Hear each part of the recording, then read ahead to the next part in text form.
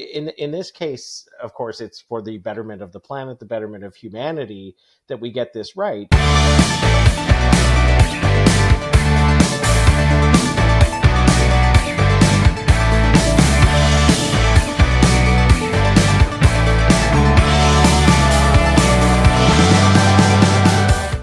Welcome, Davey Slemon. Hey, how are you? I'm doing well. I'm Jason Cassidy, CEO of Shiny Docs. And with me, as always, Davey Slemon, the VP of Customer Success. That's right. And with us, as of now, Steve, who just recently had a baby. So congratulations, Steve, and welcome back to work in 2024. Thank you. She'll be 3 weeks old tomorrow, so it's been a wild ride. Somebody told me once, you'll start to really love Mondays, and I didn't believe them, and you kind of do. Any little thing to break up the week is welcome. Yeah, I find that my coffee consumption went up a great deal. So the coffee growers around the world are the real winners for reproduction. Big time. Congratulations. Yeah, I find my coffee consumption was already pretty high. It's been unchanged. So. Very good.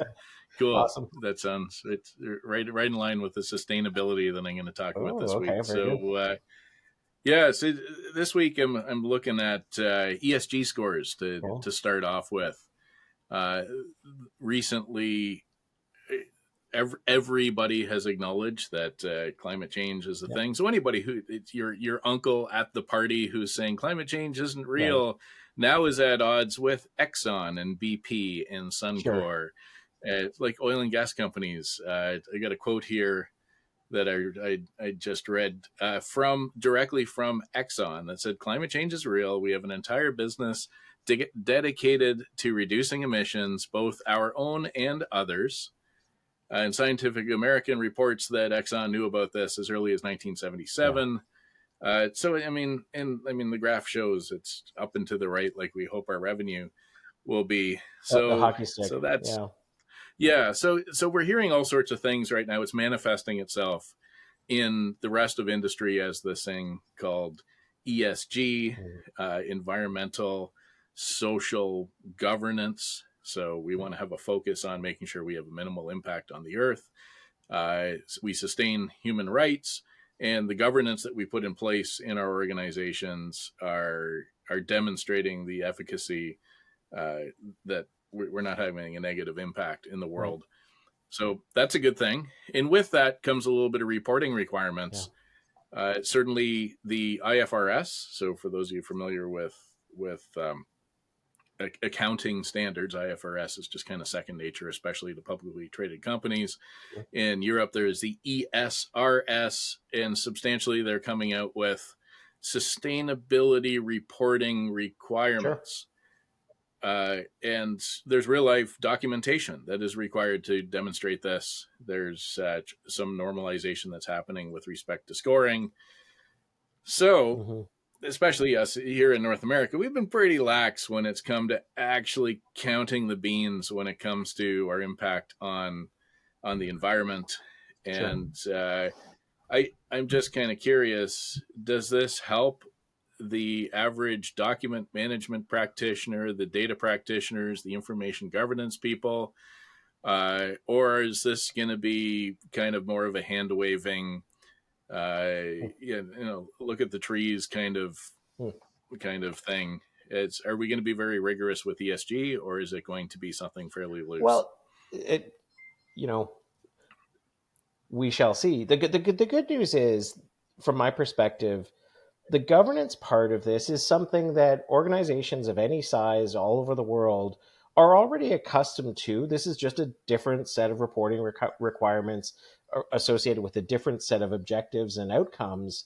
But any industry or any company that operates within an industry that is already regulated won't necessarily find this different than other governance activities that they're already undertaking. It's just additional, right? So it's additional and over and above what may have been done by an organization in the past. And certainly, I think it's welcome for a lot of people, and then of course other people will be responding to this as being, kind of another layer of kind of bureaucracy or red tape. Now, in this case, of course, it's for the betterment of the planet, the betterment of humanity, that we get this right. And so I think if you are an organization that falls into this category that will require these levels of reporting, it's not optional. Presumably, there will be some teeth added to these regulations, so that organizations who fail to comply with the requirements of whether it's new legislation, new regulations, etc., they will presumably be fined or be subject to fines until such time that they get their act together. So good news side of it from my perspective is that document managers and information managers and people that have been kind of working at this for a long time, not in the sphere of greening the planet or making the planet a more sustainable place to live, but perhaps maybe governance associated with safety, governance associated with other certainly you know uh, financial regulations. For example, if you're a publicly traded company, you have a ton of things that you need to report on all the time, and so this is additional to that, but it shouldn't be new to people. So that's my sense of it, and I've done a little bit of reading on it as well, and of course it seems to be very very different at the moment from jurisdiction to jurisdiction, and I'm sure that some of that will also level out over time, and there'll be a sameness to what needs to be captured. So yeah, Okay. Yeah, because it's like as I do my research, and my research is literally nothing more than Googling and Binging and yeah, ChatGPTing this over and over again, and then going to IFRS directly, yep, looking at the document requirements, and that it does seem a little loose right yeah, now. Like certainly, you can phone PwC or Ernst and Young yep. or any of the big consulting organizations or Deloitte, and then they will guide you to an ESG score. I'm hoping it becomes something more obvious than that. That we can have kind of the QuickBooks version Yeah. of ESG at some point in the future, where it's obvious that this is just what you need to do. This is how you count the beans, and this is how you report it. Yeah, look, and this is I'm trying to avoid taking a cynical view of it, but I apologize if it comes out that way. But I think if it can be set up in such a way that organizations don't undertake this as a kind of, a greenwashing is kind of the common term that's used, to apply a green veneer over something so that you can check a box to say that you've met a certain threshold for your organization. If it is set up and configured in such a way so as to have some real, as I say, teeth or value or impact from the point of view of, a failure to comply results in some kind of negative consequence for you, whatever that may be, right? I think that's when you'll start to see some real movement from organizations who will simply say, "Look, we got to do this because if we don't do this, maybe it's not a question of fines or anything, of that sort, but maybe you're not open to certain types of government funding or government investment. Maybe it has an impact on you in some other way that is also negative, and so that kind of spurs you into action to meet the level of compliance that they're looking for. I've noticed lately. Not just here in Canada, but I've noticed examples of it crop up around the world lately, where rather than seek to penalize a company for failure to comply with some new government regulation, because the courts themselves may be really, arduous, long processes and expensive and not really getting the results that everybody wants anyway. The governments around the world are simply saying, okay, well, if you're not going to be compliant with this thing, then your organization really is now closed off to this other set of goodies that we might have offered you, related to investment, right? So I think that's another thing. It could become a barrier for people who are not compliant to get access to things that they want to gain access to, which is an interesting approach. It's not the same thing. It's kind of the carrot rather than the stick, rather than beating people over the head with some kind of a commercial penalty or a fine levied by the courts. You're essentially saying you're not going to get access to all this other fun stuff that we have available. So Yeah, and like I mean, governments lately don't have a great track record on being immune to whatever lobby is right, encouraging them to act right. on behalf of whatever commerce is happening. However, the consumer itself, I'll look over at Steve. You're a principled and discerning consumer. At what point does it become common that people are looking at the ESG score of a company to decide whether or not they want to purchase from them? I think that's a really good question, and I don't know if it's a generational thing. I'll admit that it's something that necessarily myself doesn't put like a lot of weight into, but I know people of a slightly younger generation than me that like that sort of score carries a lot of weight with their buying decisions, or they're really understanding kind of like the background of companies and what Yep. companies like stand for these days. And I think it's a good idea. Like I don't think I go a day without seeing some sort of headline like the doomsday glacier is Right. melting, like how it's going to affect all of us. Yeah. So as I think in a current climate of climate change denialism, that something like this is going to help kind of bring it more to the forefront, and we're going to see more people again, especially I think in younger generations, that are putting a lot of care I into think that. that's, if I may jump in, I think that's a very astute call out, Steve, about generationally what's happening. Um, to tie it to something that I have read about that sounds like it's not related, but actually is completely related, we are seeing more and more examples, even in this kind of challenging economy, situations where recruiters are having a difficult time recruiting for certain positions because young people are choosing not to go work for industries that they associate as having a bad track record with the climate.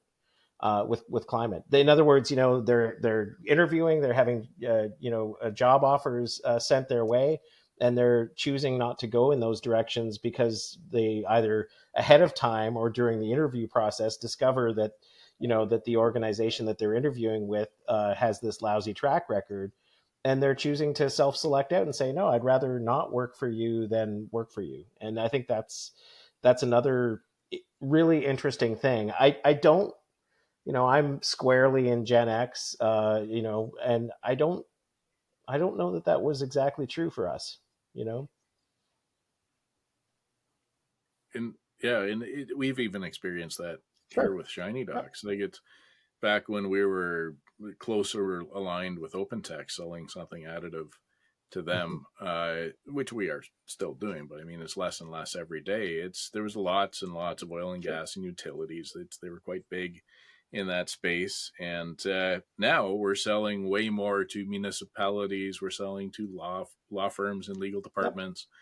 In that it's we can certainly like we veered away as the buyer Yeah. has changed for us, and it seems like that's for the better. We don't have to justify it's like, oh well, I'm sorry for having Suncor or Husky or somebody like that as a customer. It's like, to me it's okay because sitting on my desk are still lots of plastics and there's lots of Sure. stuff, so it's not like this industry is going away. Right. I just like fairly keeping score. Yeah. If it's hurting the environment, then what are we doing about Yeah. it? That's the trick, is the threshold for me. I can't claim that tomorrow we're going to eliminate the generation of oil, gas, natural gas, and these other things.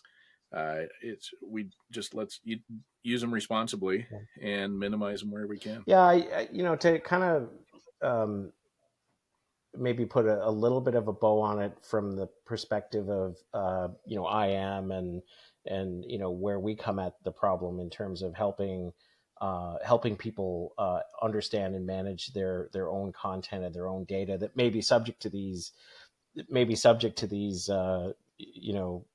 future requirements. I think the key will for its success will be doing everything that can be done to make it simple and consumable for people. I think that, you know, the success of this kind of program really will depend on having something that, even among people who have time to devote to it, it has to be the kind of thing that could be implemented easily, understood easily, and consumed easily by investors, stakeholders, shareholders, employees, consumers, so that, it's not, some 75 layer deep, taxonomy of explaining whether or not a company is compliant with something or not. So to the extent to which these programs can be made simple and clear, I think that'll be the indicator as to whether or not they actually have any legs to them. You know. You know. That puts a bow on it. Yeah. Does that segue into your first Well, topic? kind Davey? of, like, so, because we've touched on it a couple times before, even outside of this podcast. I'm really interested in topics related to trust, and kind of trusting your data, and being able to demonstrate that others should have trust in your data. And you may not remember, but like a couple years ago, maybe it's even longer, uh, you and I and others had some conversations about how, why is it with blockchain, right? So remember, blockchain, everything in the world was blockchain a couple of years ago. Now nobody talks about blockchain as much because Because we've got everybody's AI talking now. about So AI now. So blockchain's like old yep. news or something. But I remember at the time, I think, well, it was you who said, why are we not blockchaining all of our files and documents and data so that we can, from a chain of custody perspective, from a data provenance perspective, and ultimately from a defensible disposition perspective, why are we not blockchaining all of this content so that we can demonstrate through the entire life cycle of a Word document, from the moment that I create a Word document to 8 years from now when some records manager deletes it. Why are we not applying? Let's take blockchain out. Why are we not applying some methodology to it to ensure the trustworthiness of this data from the beginning of its life to the end of its life? And so that's how I'm going to connect it into your topic, in that I think when it comes to seals of approval or gold stars or stickers that we're going to give to organizations that are meeting a certain level of compliance for their for their commitment to combating climate change, we need to have a way of trusting the reporting coming from these organizations. And so that's the topic I want to bring. So it is tied to yours, if you'll allow Yeah, it. for sure, and I certainly will allow it. And I don't want to challenge it up front because it's like we say, we shared this Yeah, idea. I'm going to say a few years yeah, ago, back when blockchain was exciting, and as I had time to reflect and sure, try to sell the idea to the right people, is one thing that's interesting is that it is so easy to, when it comes to something like ESG or something like that right now, it's so easy to just make right, stuff up and load out some right, data. And that fraud detection itself, like, people don't even consider that to be fraud. They consider it to be a best effort. yeah, Whereas a financial transaction where I vector some money out of your bank account into my bank account, that's no fraud. Oh, you right, get the white collar slap on the wrist for doing that.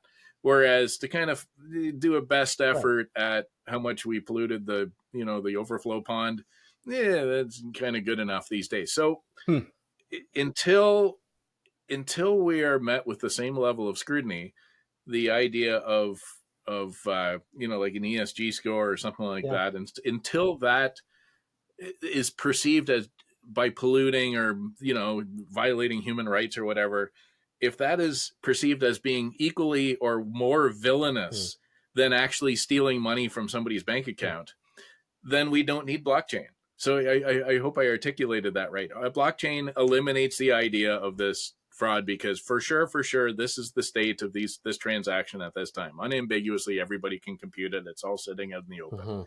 hmm, That's what makes blockchain powerful. But as far as doing that for, was this the exact document that supported this exact thing at that time? I mean, the document itself could be fatally flawed Yeah. when it comes to supporting it. So yes, it was the right document, but who cares? Because the data in it was completely wrong and all that. So Hmm. it's got a weird nuance to it that for some reason we're more pissed off if somebody walks into a store and steals a candy bar than we are if they go and dump a tank of Yeah. gasoline into the Right. river. I don't get that, because one of them, Yeah. like one of them can literally kill things Yeah. and the other one can't.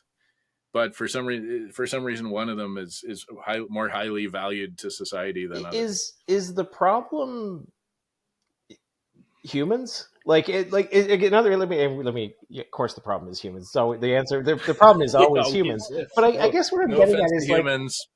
like Please subscribe. We love humans. Anyway. and I'm going to connect this into like the Internet of Things and all this other stuff. But like, if you progress 20 or 30 or 100 years down the road, and every single piece of hardware or every asset that somebody has a measurable value associated with it, or some kind of sensor, or some kind of something that is measuring and reporting on it. The truck that's full of the toxic chemical has GPS. The little valve that you can open to spill the toxic chemical into the pond has some kind of device attached to it. Like are we going to get to the point where it'll be impossible for somebody to take their truck at 3 a.m. to the pond and unscrew the valve and dump all that pollutant into the pond, because the whole thing will be tracked, and that data associated with that is also going to be immutable, or unchangeable, and not fudged in some Word document. Do you know what I'm getting at? Like, I think the problem up till this point is that humans with little clipboards and pens are saying, yeah, I took the truck down the highway and it took us 3 hours and we didn't stop along the way. Checkbox, checkbox, checkbox. And human beings are the ones that are taking the side road and dumping that stuff where they're not supposed to dump it and that kind of thing. And we can solve for this, is what I'm saying. Yeah, and there's this behavioral psychology associated with that. Like, there's the combination of two things. So every time you have two variables in a problem, it becomes Yeah. difficult, and as soon as you introduce third or fourth or fifth, it becomes untenable. Problem number one is like diffusion of responsibility and diffusion of victimhood. Like, who's the actual victim under the circumstance where somebody dumps whatever into the river, into the pond? Yeah. Is it all of us? So there's a diffusion of who the victim Yeah. is. It's hard to really identify. Yeah. Whereas, like it's the candy bar store owner when you steal the candy Yeah. bar. There's one. There's no diffusion, and there's the diffusion of response. If a corporation dumps something, then is a corporation a person? Well, the Supreme Court of the United States said it Mhm. is. But do we hold a corporation accountable the way that we would hold a single person accountable? No. If a single person is burning tires in front of my house, I will stop them. Yeah. If thousands of people are doing it, then what can you do? You know what I mean? Yeah. Like, it is so there's the kind of the diffusion of responsibility, and it kind of intersects with this idea of on both sides of who's the Yeah. victim and who's the perpetrator. If you diffuse the perpetrator, then it's tough to identify, well, did anybody along the chain really make a bad mistake, or is it anybody's real fault, or did they just act in their best interest the way they thought they should? And there's no real victim anyway, because the pollutant only killed ducks or something. Like, I mean, Right. And I mean, even these are the kind of weird rationales that people use. I'm also extrapolating out kind of decades and even centuries, because I think in the very near term, applying sensors to valves on trucks doesn't solve anything, because people who are up to nefarious acts find ways around those nefarious acts, no matter, so putting a valve on the truck, they'd find a way to turn the valve off or turn the sensor off or something like that. And so, as long as we have humans involved in this kind of activity, I think you're going to be susceptible to, unfortunately, you're going to be susceptible to bad actors, and what you're trying to do with technology, and what you're trying to do with regulations, is to limit the impact that those bad actors can have, or at least to try to have some kind of consequences for those actions. So, um, yeah, I don't. We did bring it back into the, we connected the two there, but I don't know that we solved that one. And Steve, did we make a point? I think we explored something, but I don't know that we Well, resolved the anything. provenance of data one is something. The provenance and the chain of custody stuff. Chain of custody in legal terms is always super interesting to me, because, like, if you think of like my wife watches all kinds of like murder mystery documentaries and listens to a bunch of podcasts and stuff like that. And chain of custody often comes up in the context of like, did the murder weapon that the police found on the scene, what was the chain of custody of that murder weapon from when the police picked it up all the way to the court case, and the lawyer holds up the candlestick or whatever the person used, was can the police and the prosecutors guarantee that the chain of custody was unbroken during that time, so that nobody came in and tampered with anything and that kind of thing. But the reason why I mention that as an example is that it can and should work the same way with our documents and our files in terms of information management. And I think we as an industry do an okay job of that, but I really feel like it's still kind of best effort right now, even today, that it's like, well, yeah, but somebody took it and they kept a local copy, and then they edited a bunch of stuff, and then they uploaded it back up, and then somebody deleted the audit log for that thing, and whoops, then it still looks like that document didn't change, but maybe something materially did change in that document, and we don't really have a great way of being absolutely sure that that was or was not the case. And I guess what I'm saying is, I'm actually a little surprised that that alone hasn't bitten more people than you'd think. For example, a number of times that things like emails and chats and SMS messages are brought up in court cases as part of the court case. I am a little surprised that the kind of assured veracity of those objects hasn't at times been questioned. But maybe that's a you know maybe that's a level of complexity that courts aren't really that interested in going into. I don't know. So I don't know about you guys, but I was a junkie for like the Johnny Depp trial last year, whenever it Right. was, and I know there was a lot of evidence like that that was introduced, like text messages and Right. like things like that. And there does seem to be a pretty robust kind of like industry now for like forensic analysis of that sort Good. of like information. Good. Well. And I know there was it was brought up a couple times because like they were able to prove like pictures from phones that were entered into evidence Right. were not like the Right. original. It was like a Sure. picture Yeah. that had been like sent to someone, and that's like that was able to track what you're talking about, that chain of evidence, Great right? It's like example, right? yeah, Like yeah, my daughter, she has my phone for 4 seconds, and she's into the pictures, and she's modifying them, and adding little hearts and emojis all over them and that kind of thing. Like, these things can so easily be modified and altered, and I sometimes think that we take a lot of this too much at face value, and the trustworthiness of it can be lost, I think. So. yeah. And I mean, like in a world now with like deep fake and Right. stuff like Sure. that, it's going to just be increasingly like far more Right. increasingly difficult to validate or trust anything you Right. see. Yeah. Yeah, I like it. So it doesn't segue at all into my next thing that I was going to talk about. And that's That's okay. okay. Is that this is a simple one. It's data Yeah. footprint, and I've seen this 2 tons of carbon dioxide per year per terabyte of storage, Yeah. I've seen that.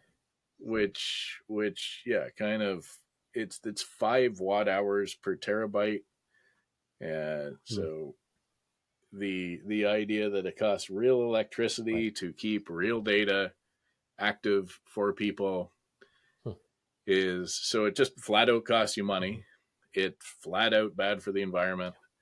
And there's all sorts of governance reasons why you probably want to get rid of personally identifiable information or whatever if you don't need to keep it anymore.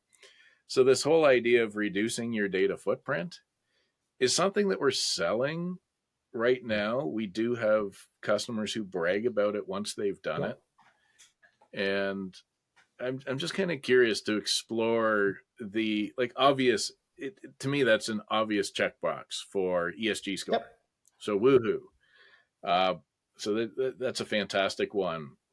And the idea of making people more productive by reducing the Yep. noise, an obvious one. However, it's not really a number one use case for people when we talk to them, despite the fact that, I mean, we're pretty Yep. inexpensive. It's an A use case. We just do Yep. it. So the idea of saving tons of carbon dioxide per year, saving 5 watt hour per terabyte, and Hmm. reducing the overall data footprint, it's interesting to me that that's not highlighted as a high priority right now for your typical IT person. Yeah, I wonder whether it's that, keeping the lights on in a building, for lack of a better expression, is something that's so opaque for so many people within an organization. I'm not even sure that in a lot of organizations the CIO knows what that bill looks like. I suspect the CFO knows what that bill looks like. The cost of keeping your facility running, of keeping the air conditioners going and the heater running, and obviously all the electricity that's going into the building to power the data that you're storing. And if you're storing way more than you need to, as a CFO, you want that to be less. If you're looking at a monthly electricity bill that's $2 million or something for your organization, monthly electricity bill $2 million or something like that, and there are things that you can do to make it less than that. As the CFO, you want that to be smaller. I don't think the CIOs, and certainly not the business users, have any uh, necessarily any visibility or focus on that. They just view that as the operational cost of the company. And I'm being a little mean to CIOs in this case, because I think in many cases they actually do care. But I guess that, to your point about who we're talking to and who we're selling to, we're not having a lot of conversations with CFOs. If we were, maybe that would be a point that would really grab them. Say, hey, look, what are you spending on electricity right now? How much of that is your data, and how does that change if we can change the data footprint of your organization to one where you're currently keeping 2 petabytes of data warm in your data center, and we can shrink that down to a third of that. Those can be some real numbers, right? So yeah. Mm-hmm. I do think it's a powerful narrative to explore. And, I defer to gentlemen, your expertise, but being relatively new to the space, like, working in this kind of information management space for a little more than a year now, I was completely oblivious to that sort of like narrative. Like when I first discovered that, I was like, wow, like, Sure. and Jason, I do think this segues back nicely to kind of that first topic about like the ESG scores and that, Anytime. because I think maybe a lot of people in a position like me, you don't think about that necessarily, and you don't think about like how, I like the analogy of warming that data in kind of your oven.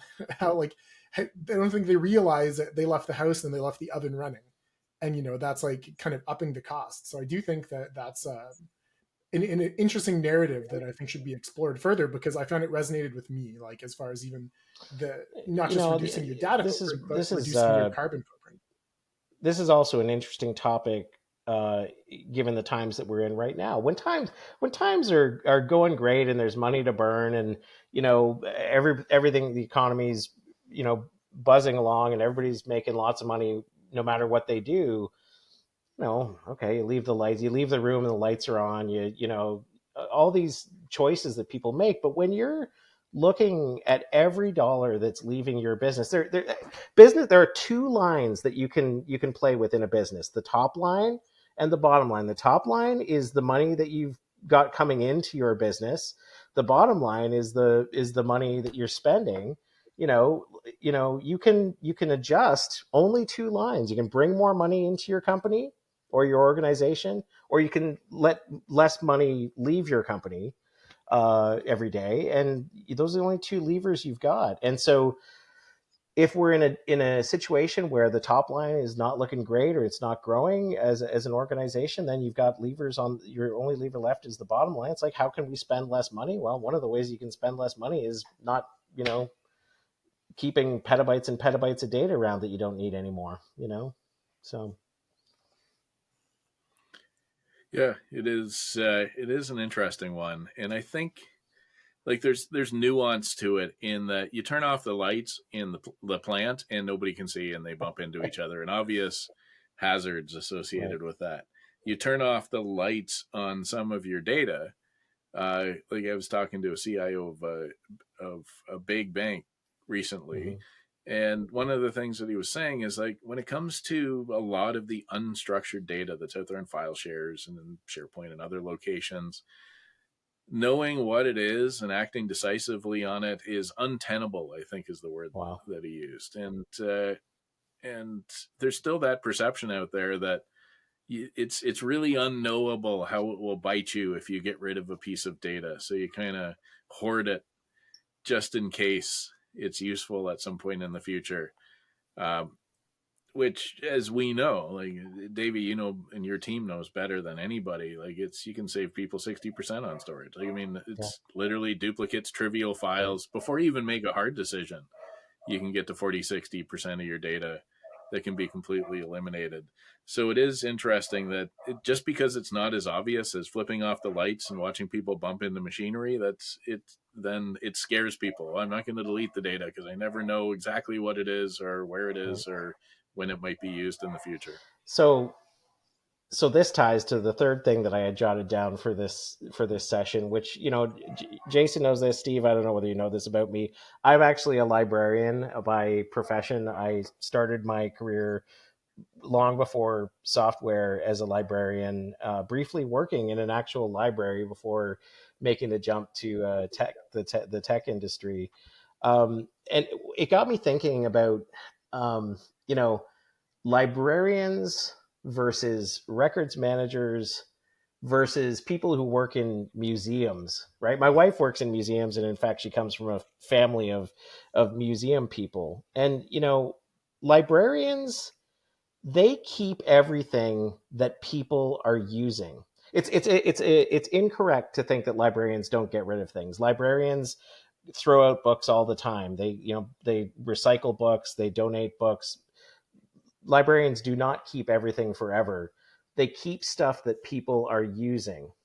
Records managers keep everything that they're required to keep, that somebody has said to them either through policy or regulation.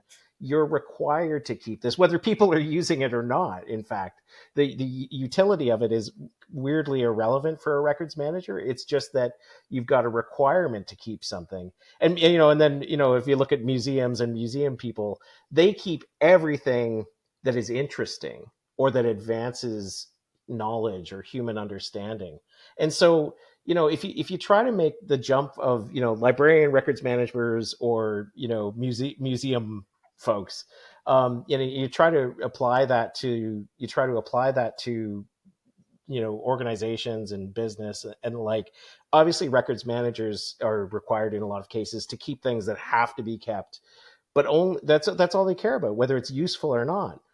The librarian side of it is, let's keep the things that are actually being used and useful. And I think the meeting point of those two is where people should find themselves. So if you find yourself with 6 terabytes of data, figure out what you got to keep. That's the records management side. And figure out what people are using and keep that stuff.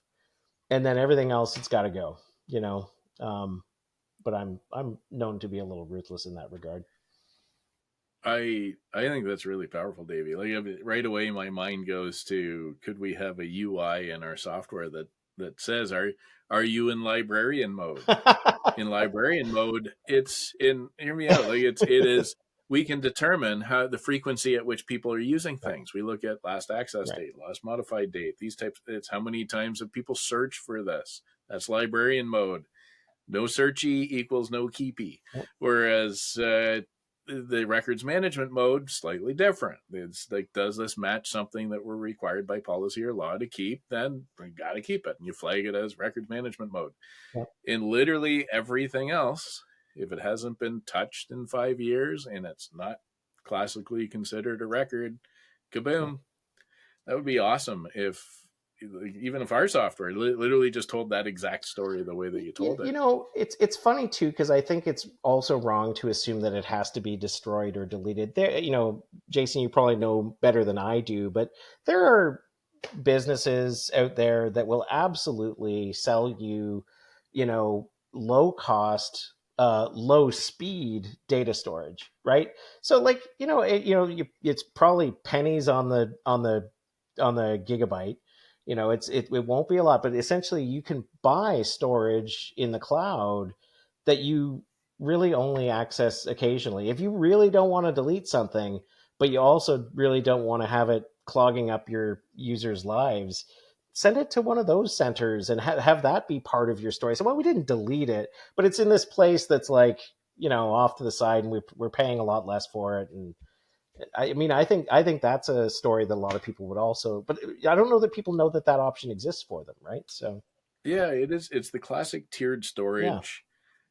We've actually built software that supports it. Like, I mean, yeah, it's so our search interface, it'll, you can search across multiple yeah, documents, and it doesn't matter if it's in the cold right, storage or in the fast storage. We audit whether or not it's been right. used, and of course can promote it back into hot storage or whatever.